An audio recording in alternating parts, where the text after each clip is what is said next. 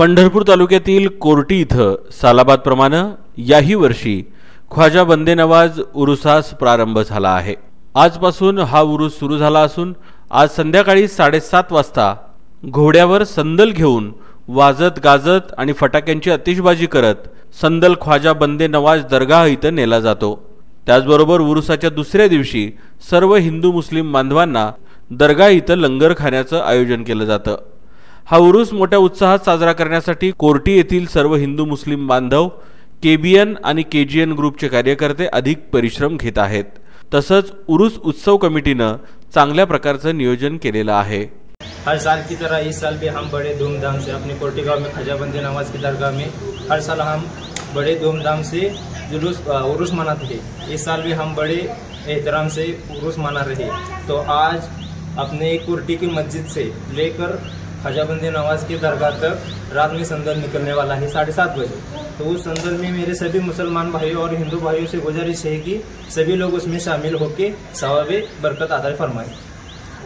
दूसरे दिवशी और कल जैसे कि बड़े धूमधाम से हम या सभी मुसलमान भाइयों शामिल होकर लंगर खाना जो बनाकर सभी मुसलमान भाइयों और हिंदू भाइयों के लिए खाना रखा है, उसमें भी सभी लोग हिंदू मुसलमान भाई शामिल होके सवाब अता फरमाएं।